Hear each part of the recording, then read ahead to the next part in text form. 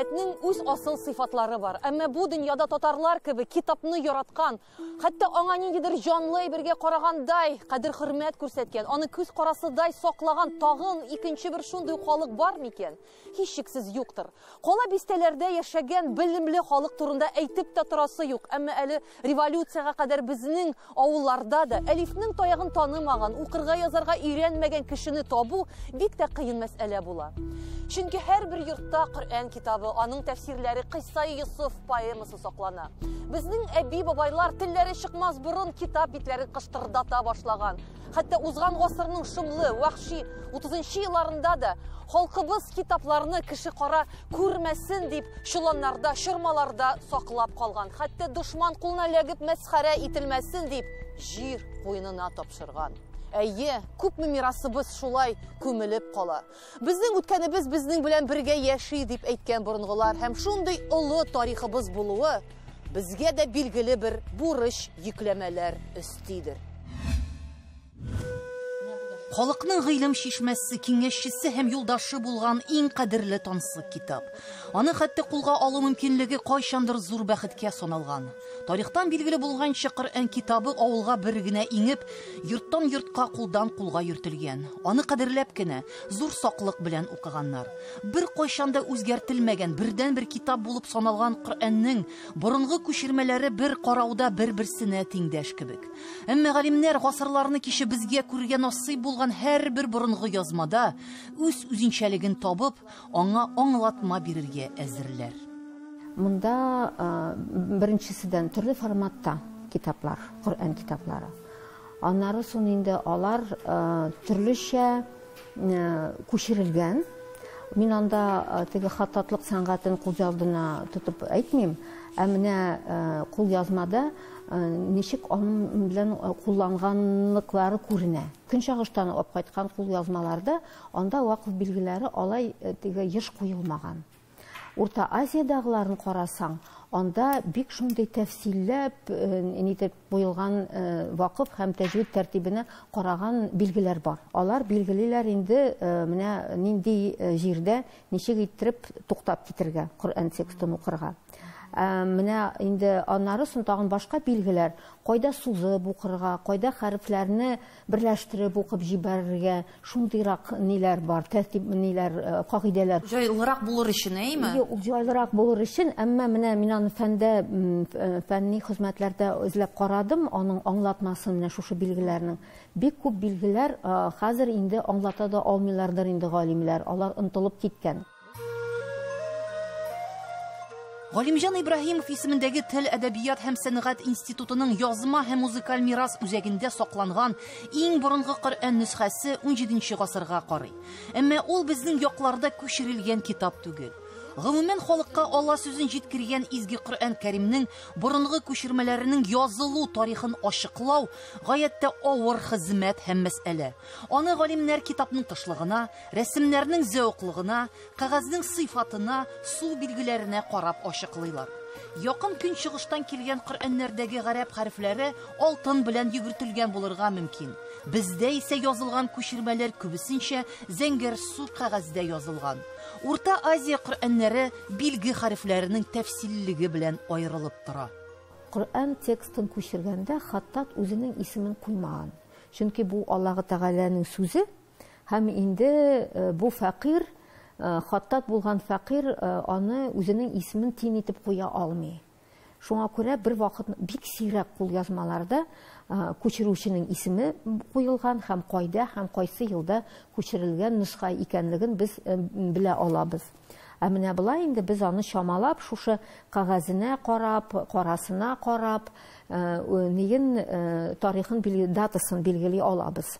Кайсы елның эшләнгән нөсхә дип. Безнең коллекция нәрсәсе белән отышлы, ул халык арасында йөргән, кулланган китапларны күрсәтә, Коръән китапларын. Коръән китаплары бит алар төрле булган, ниме? Менә бик матур иттереп, бик зиһенле, бик шундый бик оста, зауыклы эшләгән кулъязмалар безнең коллекциядә юк диярлек. Менә бик бизәгән экземплярлар менә мәсәлән безнең милли музейда бар. Һәм университет китапханәсендә бар. Алар андыйлар бар.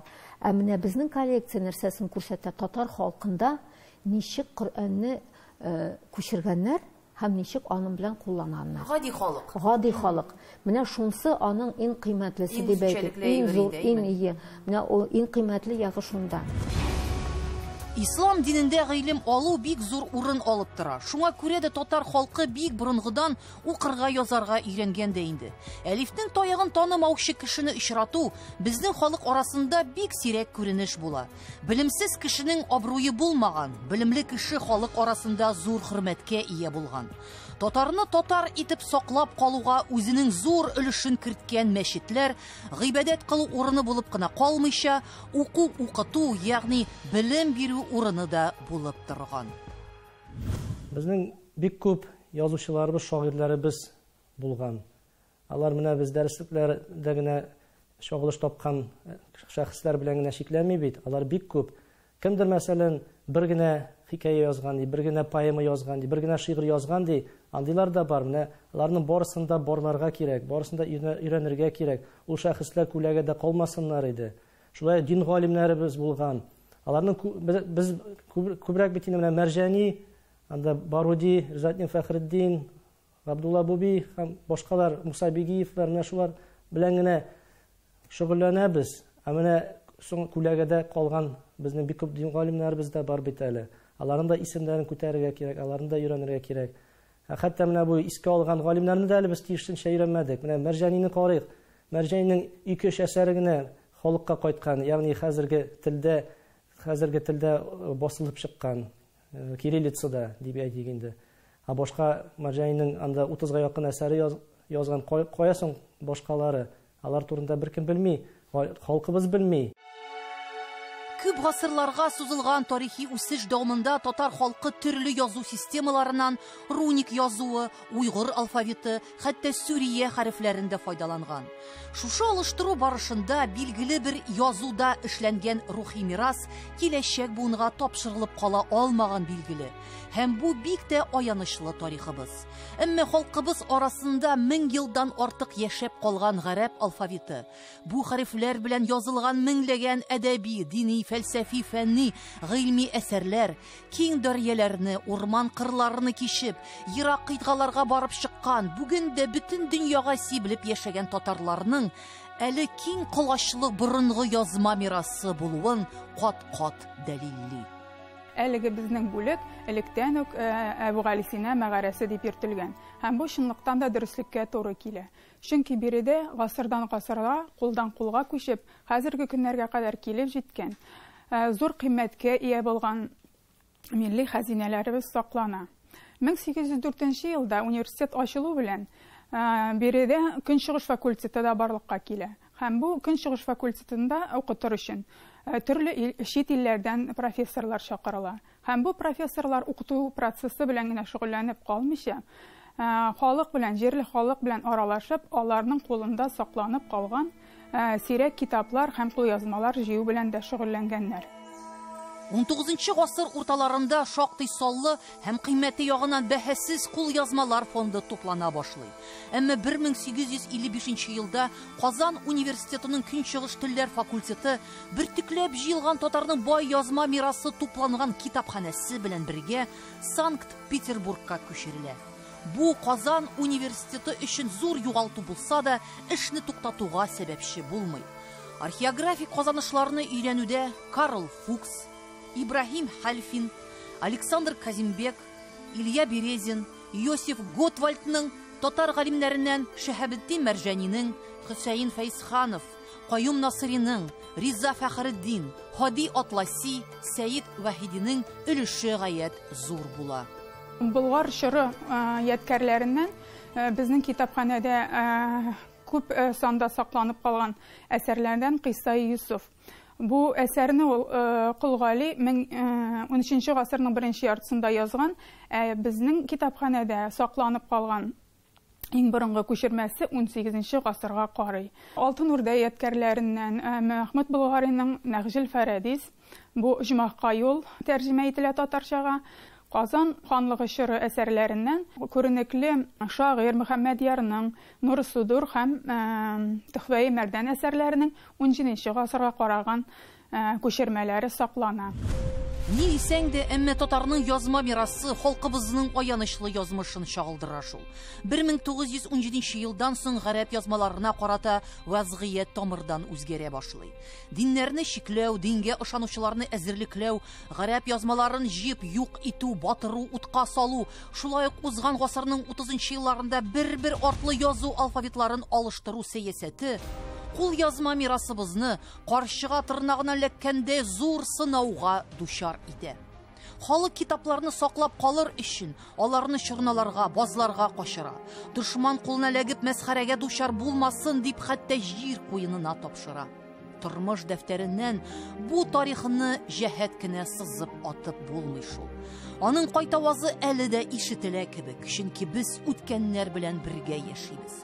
Авылларның таркалуы, татар халкының күпләп шәһәрләргә күченүе дә бу мирасны югалтуга китерә.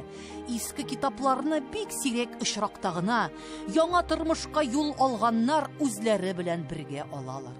Китапларның күпчелеге авыллар белән бергә җиргә сеңә. Күпчелек халык безнең эшебезне аңлый. Biz җиргәндә инде чөнки кеше соңгы елларда шикләнүчән бераз авыл кешесе бигрәк тә кем генә булмый бит инде. Әмма ләкин безнең үзебезнең гызырыбызны аңлаткач, алар инде безгә аңлап, нитеп, мөмкин кадәр ярдәм итәргә тырышалар, бигрәк тә укытучылар, клубта эшләүчеләр, китапханәчеләр һәм гади авыл кешесе аңлый инде күпчелеге. Юк, аңлуын аңлый инде, әмма алар менә бу мирасның кай вакытта теге бәясен беләләрме, юкмы? Бәясе дигәндә анда булгалый, андый да бер битен күтәреп чыга да, моны ничә сумга аласың дип, ул бит акча белән бәяләнми бу әйбер. Бу бибәһә әйберләр. Буларның бәясе юк. Гомумән аларны бәяләү, акчалата бәяләү дөрес нәрсә түгел. Шунда аңларга кирәк.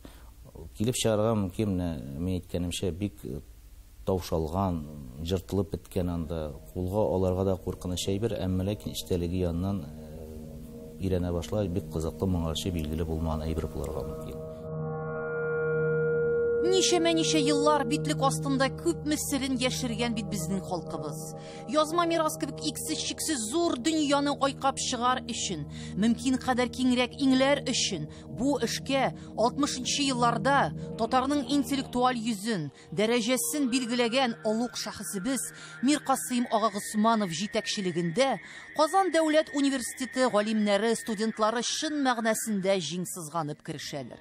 Археографик экспедицияләр нәтиҗәсендә Идел һәм Урал буйларында, Сибир якларында 1000-гә якын татар авылларында һәм шәһәрләрендә эзләнү эшләре башкарыла.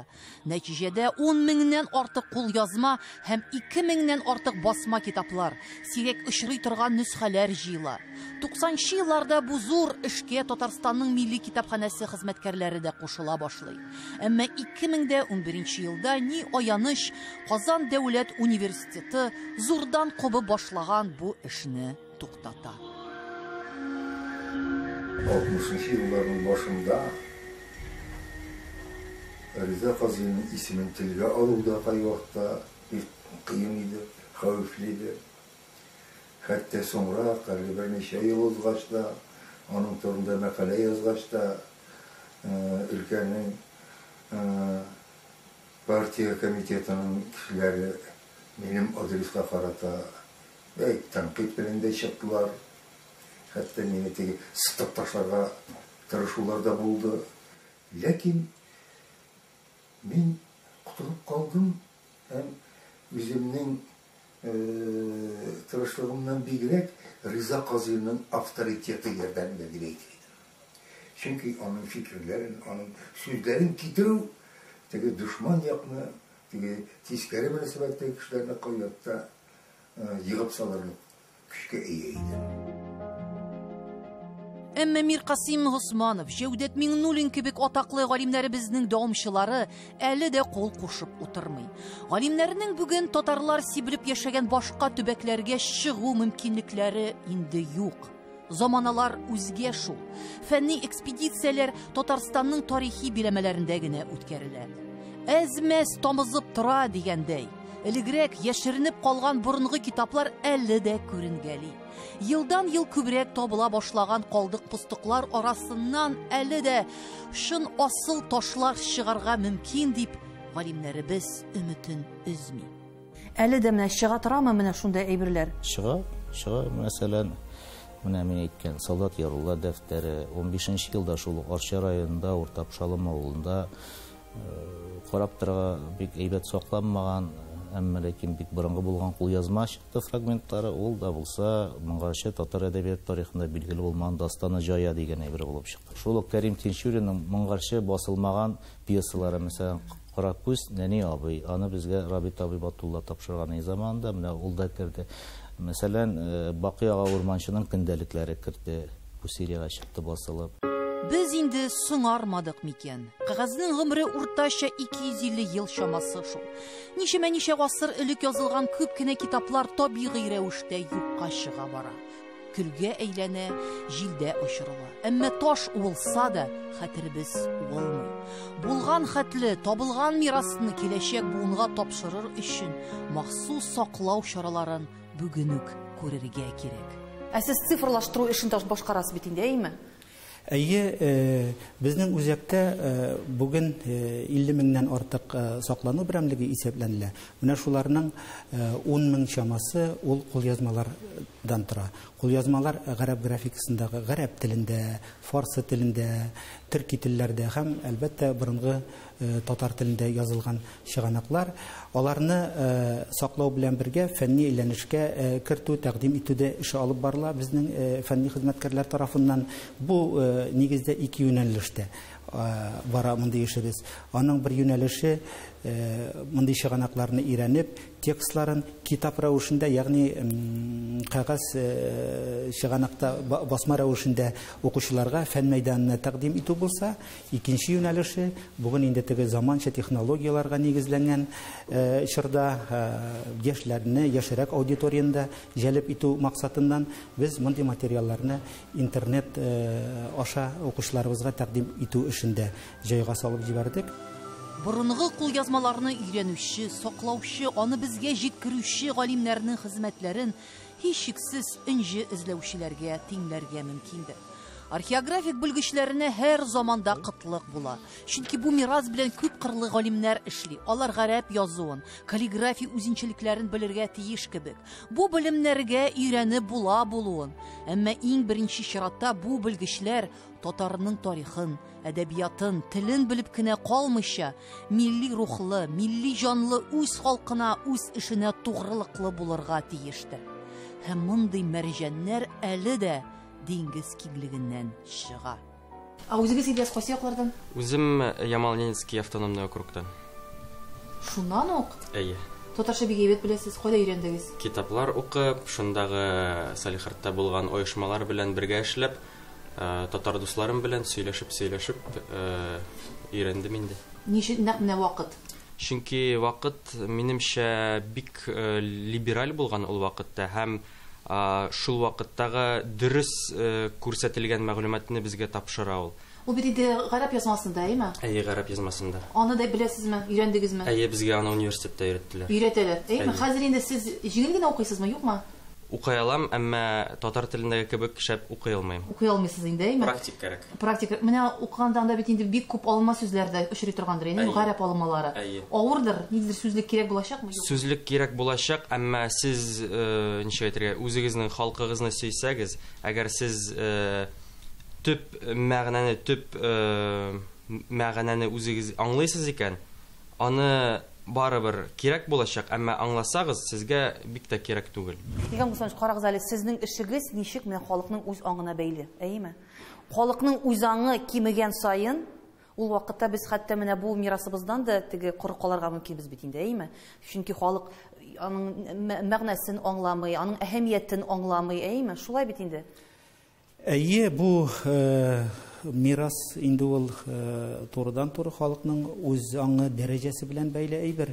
Чөнки иң беренче чиратта әйтәбез бит инде, әгәр дә халыкның үз тарихы белән кызыксынуы юк икән, аның бүгенге яшәеше дә, киләчәк яшәеше дә ниндидер бер томанлы дип әйтергә кирәк. Әлбәттә, бу безнең бу мирас белән эшләүчеләрнең карашлары гел артка тарихка гына төбәлгән икән дигән сүз түгел. Без киресенчә киләчәккә төбәлгән карашлар. Әмма шушы үзебезнең тарихыбызга нигезләнеп, чыганакларга, язма мирасыбызга, мәдәниятебезгә нигезләнеп, алдагы яшәешнең нигезләрен барлау турында сүз бара. Димәк, менә соңгы җан исәп нәтиҗәләре дә сезне борчуга салдымы, юкмы? Әлбәттә борчуга салды. Моның инде сәбәпләре күп төрле. Ул хакта әле алга таба да сөйләшүләр булырга тиештер дип уйлыйм инде мин, төрле дәрәҗәләрдә. Әмма бу әйбер ул үзенә күрә бер яктан әйтергә яраса инде бу очракта ниндидер аның уңай тәэсир кешедә булырга тиеш дип уйлыйм. Чөнки ул халыкны сискәндереп җибәрә. Бер конференцияда копиясын күрсәткән идем инде шушы хадисләр җыентыгының Мөхәммәд Бухариның кулъязмасының бер битен рәсемгә төшереп доклад вакытында күрсәткәндә Багдадтан килгән бер галим бик шаккатып мине сорашты. Ничек инде шушында Казанга килеп беләккән менә шушы Багдад традициясенә караган кулъязма дип. Бик инде тәфсилләп сорашты инде кемдән, ничек. Гомумән менә безнең коллекциялар алар башка ислам дөньясында бик билгеле коллекциялар түгел. Шуңа күрә безгә ул коллекцияларны өйрәнү һәм халык арасына фәнни юнәлештә чыгару, дөньяга чыгару әлбәттә зарури. Күпчелек халык ул бит инде Кыйса Юсуфны белә инде, әйме? Иң күбе белсәләр, белгәне әле хәзер әле, анысы да әле.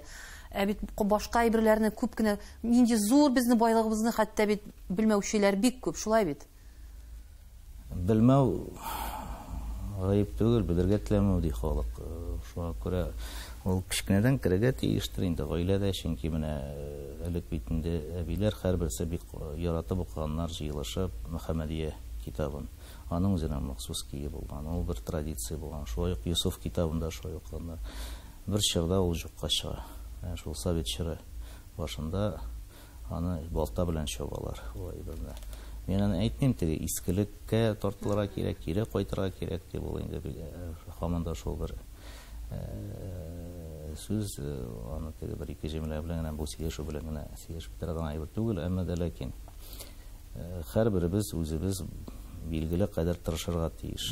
Айдар әфәнде, һәм бит бу эшкә бит инде безнең милләт кешесе, теге тел белә торган милләт кешесе урынына тагын кем ки алынырга мөмкин, шулай бит. Ул бит кешегә күпме анда нәрсә булырга тиеш, белем булырга тиеш. Моны башка халык өйрәнмәячәк. Чөнки ул аныкы түгел. Кемнең мирасы шул өйрәнергә тиеш бит инде, логик яктан караганда. Һәм моны татарлар өйрәнмәсә, бөтен беркем дә өйрәнмәячәк. Бу барысы бездә үзебезнең җилкәдә булырга тиеш. Үзебезнең мирасыбызның кадерен башта белергә тиешбез. Кадерен аңлап, соңыннан бу эшкә җиңсезганып тотынырга тиешбез. Әгәр дә телебездә бетсә инде 100% дип әйтә алам, бу эшкә киртә куелачак.